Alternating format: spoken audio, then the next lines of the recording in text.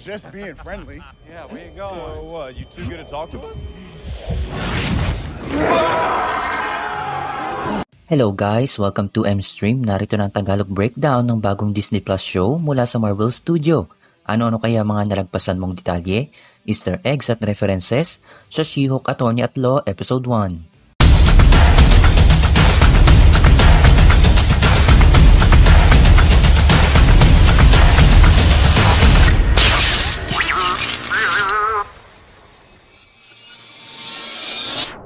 Before we begin, you can comment down below to join in my custom shoutout.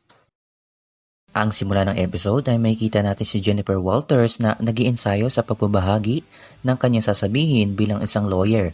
Mapapansin natin na tila ang kausap niya dito ay tayo o yung camera. Ang tawag dito sa ganitong estilo ay breaking the fourth wall na halos gawain din ni Deadpool. Yung bagang parang may iba pa silang kausap sa harapan nila. Oh, hello. Gaya na lang ng eksenang ito. If you want to go back to your life as a lawyer, I respect that. He doesn't mean that.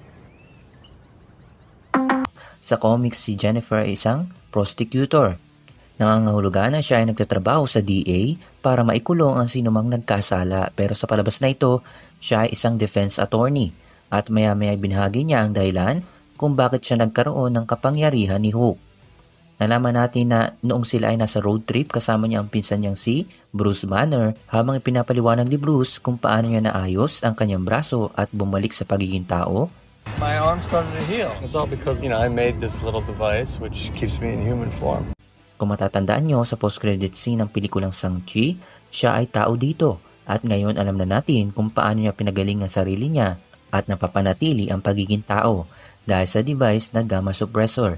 Madidinig natin ang storya tungkol kay Steve Rogers. So it seems like he was pretty busy. Maya-maya, isang Sakarian messenger ship ang naglanding. Kung matatandaan nyo ang planetang Sakar sa pelikulang Thor Ragnarok, kung saan ang malagi ng ilang taon doon si Hulk bilang isang champion gladiator, ang ship na ito ay halos kamukha ng ship ni Grandmaster.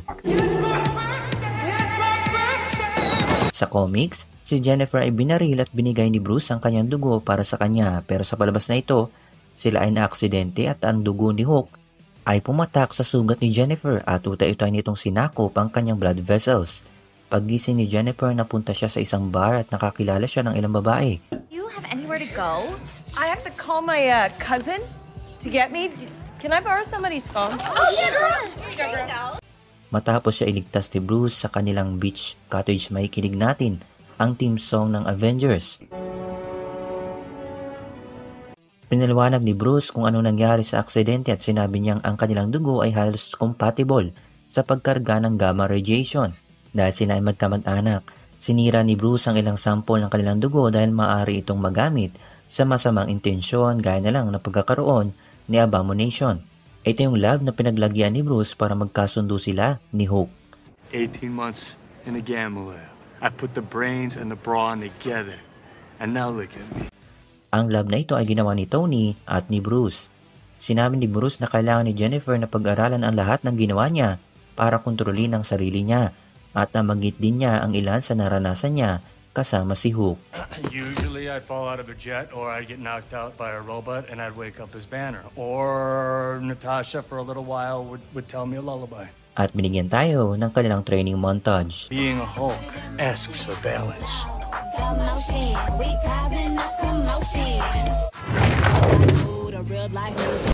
May kita naman natin na wala nang ibang problema si Jennifer para kontrolin ang sarili niya, hindi tulad ni Bruce.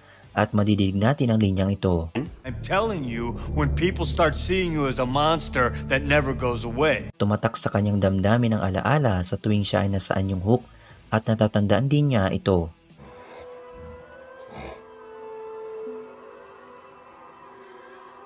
Bago pa man siya umalis, pinigilan niya si Jennifer ng isang thunderclap na minsan na nangyari sa pelikulang Incredible Hulk. Natutunan naman ito ni Jennifer. Maya-maya sa pag-ayos ng bar, sinira muli ni Jennifer ang fourth wall at nag-iwan ito ng ilang katanungan. Sino ba talagang kinakausap niya sa camera? Tayo bang manunood? Kinakausap ba niya ang sarili niya? O may iba pang entity sa harapan niya? At gaano ito naiiba kay Deadpool? Abangan natin yan. Sa huling parte ng episode, napunta tayo sa court trial, makikita natin si Titania, ang isa sa mga kalaban ni She-Hulk mula sa comics. At sa mid-credit scene, Did you see that ass? Like, that ass did not deserve to die a virgin. isa ito sa nagpaalala dito. That is America's ass. Ano kaya masasabi nyo sa episode na ito? Comment lang kayo dyan sa baba, marami pang kasunod yan. Huwag kalimutan mag-iwan ng like, subscribe ka na sa aking channel, smash that bell. Ito ang M-Stream. Thanks for watching.